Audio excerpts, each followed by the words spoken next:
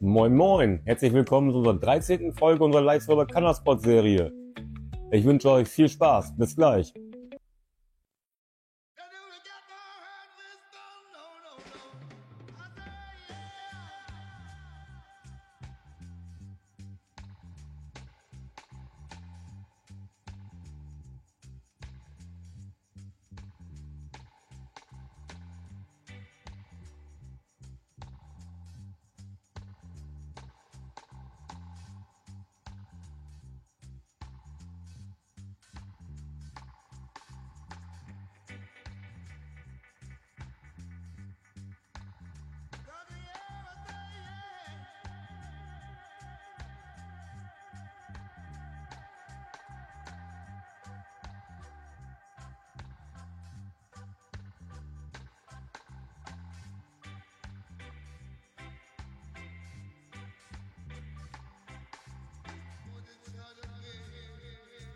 So, heute sind wir Anfang unserer 4. Blütewoche und es gibt eigentlich nicht mehr viel zu tun.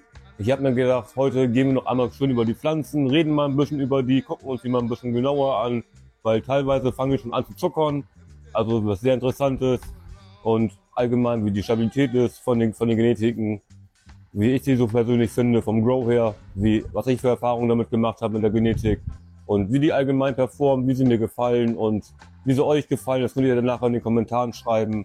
Und nachher gibt's noch einmal eine Düngung, eine allerletzte Düngung, da habe ich mir gedacht, komm, hauen wir noch mal alles rein, was wir haben. Was soll's, es ist sowieso organisch, von daher gar kein Problem. Und ja, was soll ich sagen? Anstatt dass wir heute einmal so schön rübergehen und einmal gucken, was man so macht. Man guckt sich jetzt an, wie wachsen sie, sind da irgendwo Zwitter dabei oder so weiter, irgendwo Hermaphroditen oder so, ob wir irgendwo einen Anlass bilden oder so. Da gibt's halt ganz viele Sachen, worauf man jetzt noch achten kann. Meistens hätten sie ja schon ab der 6. bis 8. Woche gezeigt, ob da irgendwelche Zwitter dabei sind. Deswegen, bis jetzt haben wir keine gesehen.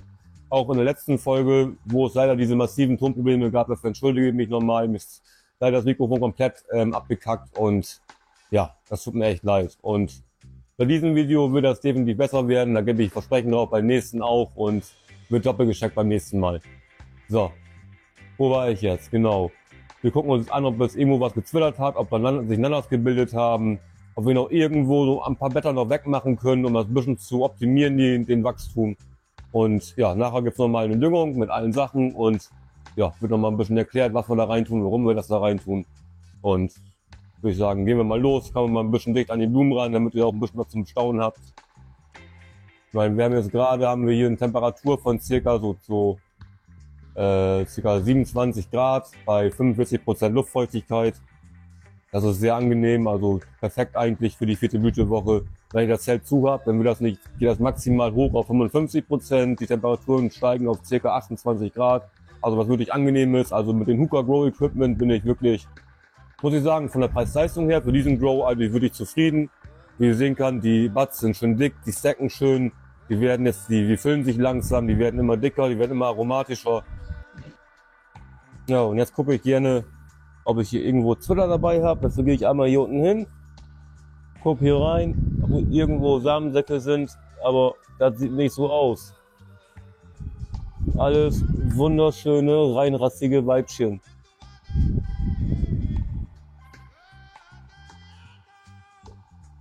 Einmal überall nur rein. Das meistens schon ein Zeichen ist, wenn hier oben die Blätter, die kleinen Härchen hier, so leicht verbrannt aussehen, bräunlich schon aussehen, das ist meistens ein Zeichen dafür, dass die bestäubt sind. Das heißt, irgendwo habt ihr einen Pollensack dazwischen gehabt in eurer Pflanze, habt einen Zwitter dabei gehabt und so kann es dann passieren, dass sie dann ganz schnell halt anfangen zu zwittern. Und ja, jetzt gucke ich halt nochmal gerne bei den anderen Pflanzen auch nochmal, einmal hier unten drunter, irgendwo Pollensäcke sind. Aber das sieht nicht so aus. Alles wunderbar schöne Weibchen.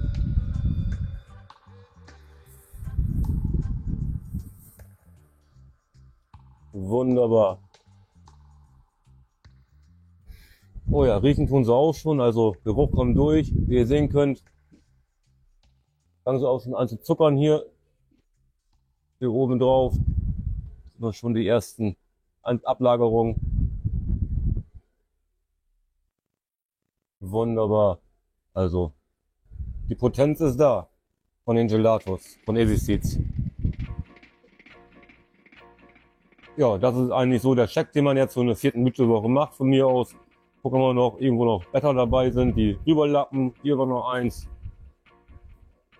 Die den Leuten noch irgendwo ein bisschen Sonne klauen. Aber so viel haben wir hier nicht. Letztes Mal schon alles ganz gut gemacht. Richtig froh, dass die hier die Krallenfüße langsam abgelegt hat. Und gucken, ob sich schon Geruch entwickelt hat. Oh ja. Mhm. Da kommt schon was durch. Oh ja. Hier hinten.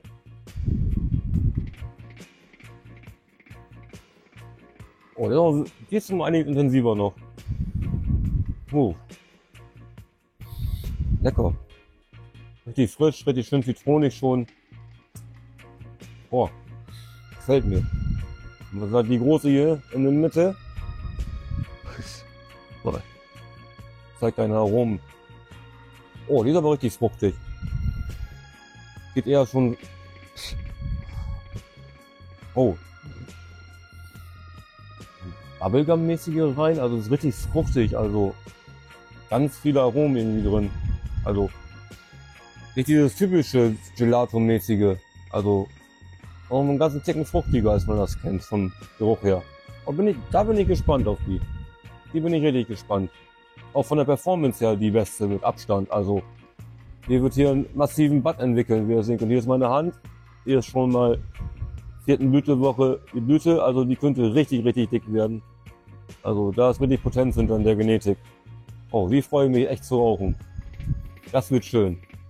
Ja, damit ist der Check soweit durch. Und jetzt habe ich mir gedacht, vierte Blütewoche, ach komm, wir haben es ja da, das Zeug, hauen wir noch mal ordentlich mal einmal drin, alles rein, was wir haben. Und was schadet uns das? Eigentlich nichts, da wir organisch düngen und da können wir immer mal ein bisschen übertreiben. Und das ist das Schöne daran. Und das machen wir jetzt auch. Ja, unser Blütencheck ist vorbei für die vierte Blütewoche. Jetzt tun wir noch mal ein bisschen mit dem Dünger übertreiben. Und dafür haben wir unsere ganz üblichen Verdächtigen, die wir die ganze letzten Episoden schon immer mal wieder dabei hatten. Nehmen wir jetzt mal wieder im Anspruch. Und zwar unseren beliebten Aloe Vera Pulver. Unser 200:1. Davon nehmen wir jetzt 5 Gramm. Ich habe 5 Liter hier fertig. Da haue ich jetzt 5 Gramm rein. Einmal. So.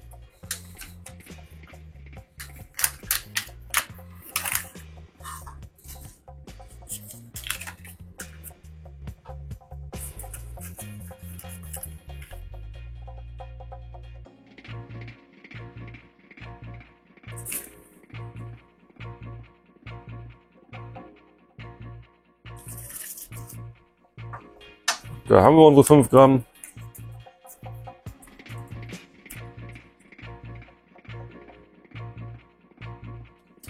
Jetzt kommt mal wieder unser Epsom-Salz. Davon nehmen wir jetzt einmal 10 Gramm, immer 2 Gramm pro Liter. Jetzt können Sie ein bisschen mehr gebrauchen. 14 ist ein bisschen viel, nehmen wir mal ein bisschen runter.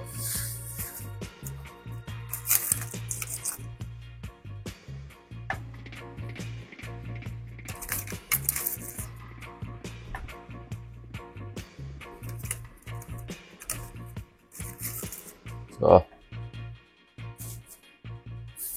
Und das kommt jetzt schon mal hier rein. Einmal hier hinten in den Topf. Komm. So. Einmal uns einen Topf, da haben wir schon mal 5 Liter vorbereitet.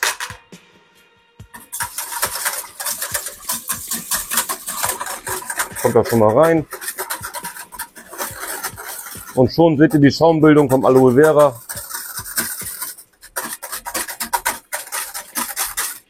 Der Aloe Vera auch stark saponinhaltig ist. Damit auch direkt Schaum bilden.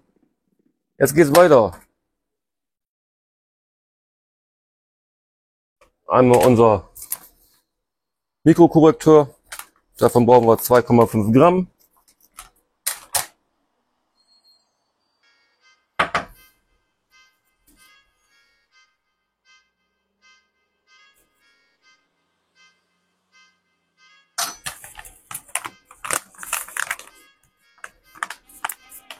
gleich wieder zumachen, damit wir keine Feuchtigkeit ziehen können.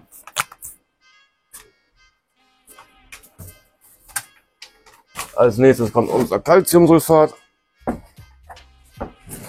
Davon nehmen wir auch wieder 2 Gramm pro Liter, also 10 Gramm brauchen wir jetzt.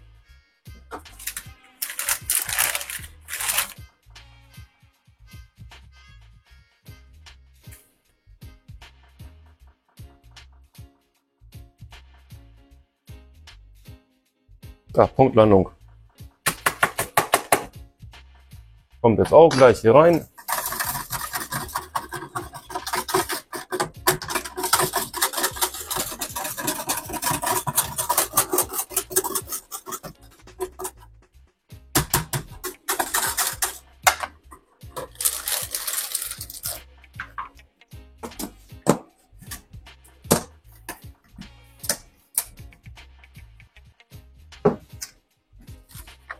Kommt auch gleich hier rein.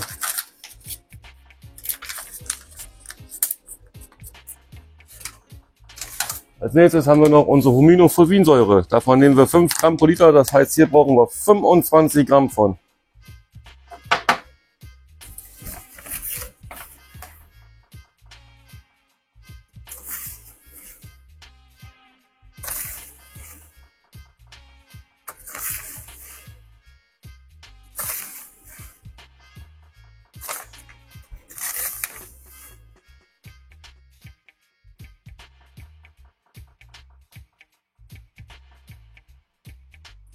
Da haben wir unsere 25 Gramm.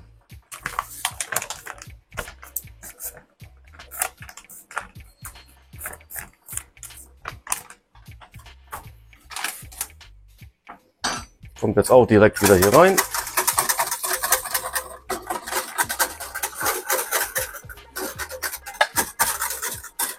Und schon haben wir unser Wasser in Moorwasser verwandelt. Einmal pechschwarz.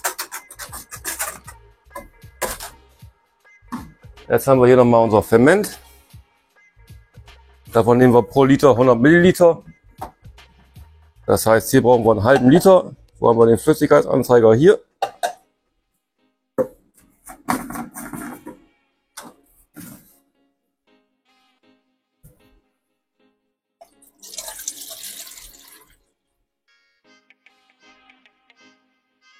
So, 500 Milliliter.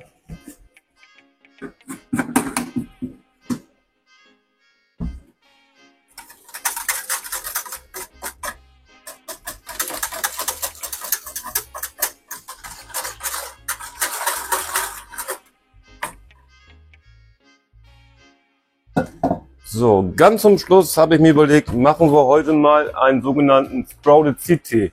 Und zwar heißt das, wir machen einen sogenannten Wassertee aus vorgekeimten Samen. Zum Beispiel habe ich unsere Gerste, unsere allseits bekannte gemalzte Gerste. Gemalzt heißt sozusagen, das ist schon vorgekeimt, also ist schon gemalzt worden. Das heißt, es ist vorgekeimt, die Gerste, und die haben wir jetzt einfach mit der doppelten Menge Wasser in den Mixer getan und werden die jetzt einfach mal kurz hier durchblenden.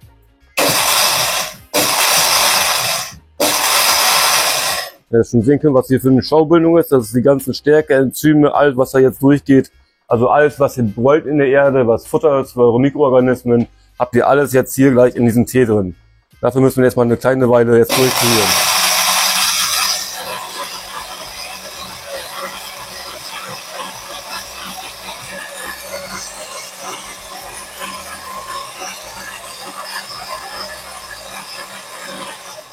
Das reicht schon. Nehme ich mir einmal mein Sieb.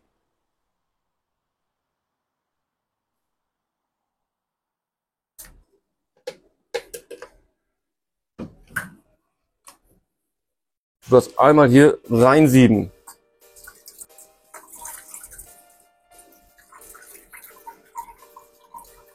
Ganz Feuchtigkeit raus.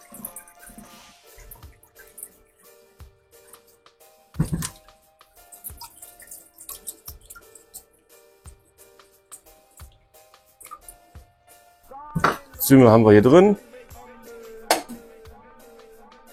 Das stellen wir jetzt erstmal zur Seite. Jetzt müssen wir alles nochmal vernünftig durchrühren.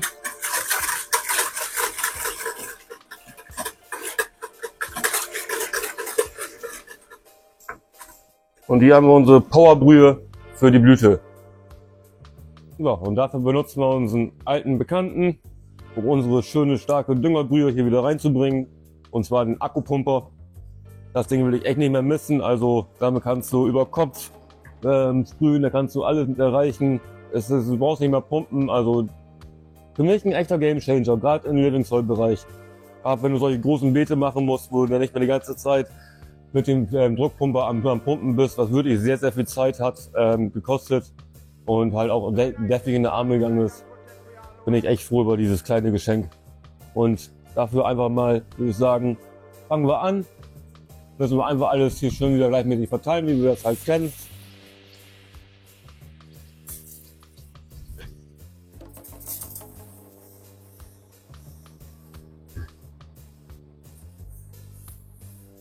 Und wie ihr sehen könnt, innerhalb der einen Woche, die jetzt her, wo wir die Blätter hier abgezupft haben, sind die schon relativ gut kompostiert hier drin. Also die sind schon gut am Verwesen. Das heißt, wir haben hier in der obersten Schicht sehr viel Aktivität, sehr viele Mikroorganismen. Und somit haben wir auf jeden Fall mehr als genug Nährstoff in unserer Erde, dass es reicht, dass unsere Pflanzen schön gesättigt bis zum Ende kommen. Und einfach nur noch gleichmäßig verteilen. Ihr wisst ja, die Regel ist, umso langsamer, umso besser. Umso feiner und noch besser. Und das, wenn man das einhält, hat man eigentlich gar keine Probleme mit seiner Living Soil. In Reitor wirklich so ein Grow komplett nur mit Wasser, ohne irgendwelche Zusätze, ist wirklich kein Problem damit. Gerade wenn ihr eine neue Living Soil habt, könnt ihr die komplett mit Wasser growen. Aber was ihr beachten müsst, ist, wenn ihr wirklich so ein Living Soil Grow machen wollt, das allererste Mal, wenn ihr so eine Erde kauft oder egal was es ist, ob es Super Soil ist, ob es Living Soil ist, ich empfehle jeden, der das wirklich machen will, dass er erstmal für 2 Wochen lang Gründüngung drin wachsen lässt. Also sei es Gelbdampf, sei es Phacelia, sei es Incarnati, also am besten Mix aus diesen dreien. Und das wirklich für 2 bis 3 Wochen wirklich drin wachsen lässt, dann habt ihr auch wirklich gar keine Nährstoffprobleme oder sonst irgendetwas. Ihr habt es ja beim Grow Empire Grow gesehen mit seiner Big Mama, die ging ja ab wie eine Rakete. Er hat nämlich genau das gemacht, was ich ihm gesagt habe.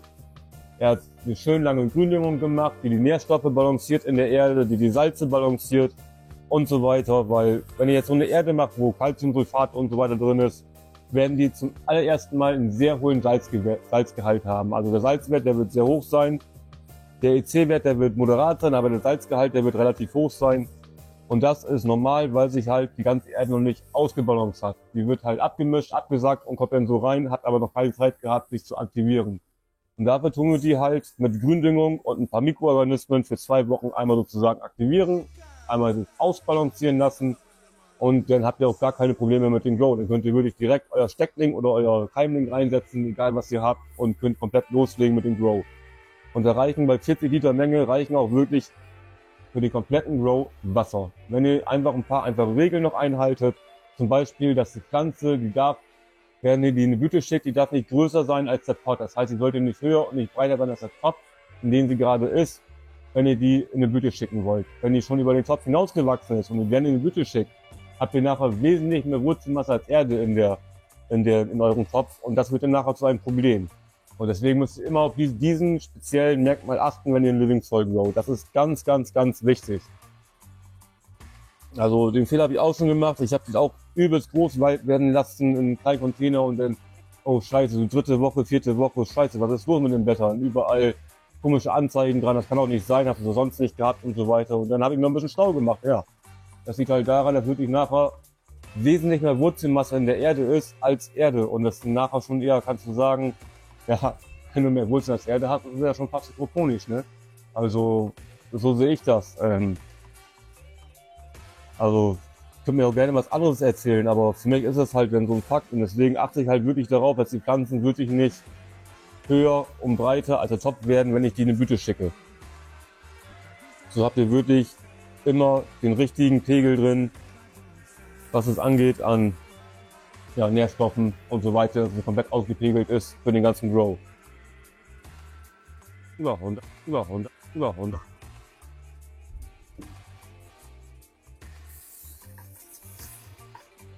Ja, Dünger haben wir jetzt drin, also alles reingegossen und ja. Was will man mehr machen in der Blütenwoche? Wie gesagt, die interessanten Wochen sind jetzt vorbei. Jetzt werden die Blüten einfach nur noch dick und harzig und ja, das ist ja das, was wir wollen. Ja. Mehr gibt's eigentlich wirklich nicht mehr heute zu tun.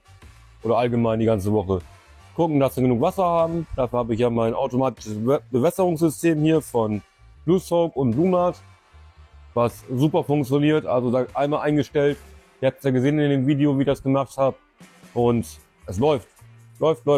Und ihr braucht euch um nichts mehr kümmern, nur dass der Tank voll ist.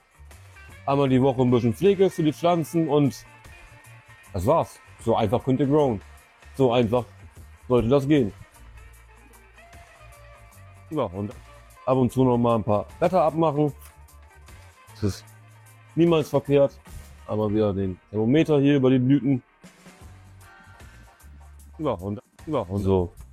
Und wie gesagt, mit den Sachen hier von Hooker Grow, mit den Lightweight 240, den beiden, den großen Abluft von ihnen und den Zelt mit 1,50 x 80 cm, bin ich wirklich für den Preis-Leistung her, ja, mehr als zufrieden.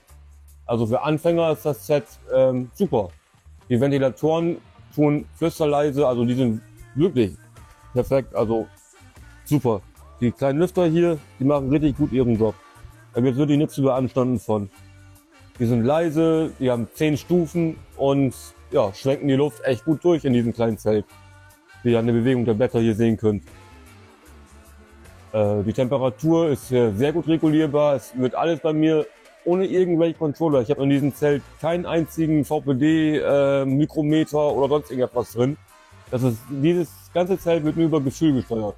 Also ich habe hier diesen kleinen Dingsen, der mir was mit Fahrenheit, Celsius Fahrenheit und die Luftfeuchte anzeigt und ja, das war's. Und den Rest mache ich hier mit der Abluft. Da habe ich hier oben so einen kleinen Drehknopf, den tue ich dann halt regulieren. Wenn ich merke, oh, ich habe jetzt zu viel Luftfeuchte drin, dann muss ich halt die Abluft ein bisschen höher stellen. Und ja, da ich den Ventilator direkt auf die Lampen hier oben gerichtet habe, hier die Abluft direkt die warme Luft abzieht von den Lampen, werden die auch wirklich nicht sehr warm. Also das ist eine echt angenehme Temperatur hier drin. Den Pflanzen geht's pudelwohl, die haben ein sehr sattes Grün, die haben keine Verbrennung an den Blattspitzen, die sind sehr stark ausgebuscht, die kriegen wirklich massive Blüten. Die werden schön, ja, ein paar Golfbälle werden wir dabei haben. Vielleicht kriegen wir hier sogar noch einen Tennisball mit raus. Mal gucken. Und ich würde sagen, die 50 Gramm sind auf jeden Fall gesichert bei diesem Grow. Und ich bin mehr als happy. Also wirklich. Das Zelt passt für die Faust aufs Auge, gerade für so ein Root Haven 1,20 x 60 Beet. Das passt da ideal rein. Es ist super angenehm hier drin zu growen. Du hast die ganze Front für dich. Du kannst hier arbeiten, wie ich es gesehen habe. Du kommst hier trotzdem noch an den Seiten lang. Ja, okay. Ich komme eigentlich überall durch, so bei meinem Körperbau. Da brauche ich nicht viel zu sagen. Ja, der Strain ist massiv, also wirklich massiv stabil. Die Krallenfüße, die wir die ganze Zeit hatten bei der Einphase, sind jetzt so gut wie weg in der Blütephase. Und die ist richtig am Durchperformen. Die hat sehr viele Blütenstände hier gekriegt. Und hier vorne in der Mitte, da brauchen wir gar nicht von reden. Ich weiß nicht, was das für ein Blumenstrauß werden will. Also, das ist ja Wahnsinn. Dieses ganze Ding hier ist ja wirklich Wahnsinn. Da für massive Blütenstände rauskommen. Und dann dieser Geruch, oh, wenn ihr das riechen könntet, ne? Oh, herrlich. Also ich kann es kaum abwarten, die zu ernten. Also da wird Feuer drin sein, das sage ich euch. Und in dem Sinne wünsche ich euch noch einen schönen, angenehmen Tag und wir sehen uns ja nächste Woche in der 5. Blütewoche. Mal gucken, was ich da mache. Da weiß ich noch nicht so genau, was ich da in der 5. Blütewoche genau mache, weil wir sind jetzt mit dem Dünger eigentlich so weit durch. Also ich kann euch ein paar Fragen beantworten, also haut die Kommentare schön voll und vergesst nicht ein Like da zu lassen, ein Abo da zu lassen, damit der Kanal auch ein bisschen nach oben kommt und ein bisschen in den Algorithmus reinrutscht. Und ich bin wirklich mehr als zufrieden. Auch wie es gerade läuft, auch von euren Kommentaren her, dass ihr mich so schwer unterstützt damit. Ist echt lieb von euch, super, Dankeschön dafür. Das tut mir jedes Mal das Herz wieder offen machen, wenn ich eure Kommentare lese und eure Unterstützung dadurch erfahre. Einfach nur herrlich. Dankeschön. Und ja, in dem Sinne, Peace and out.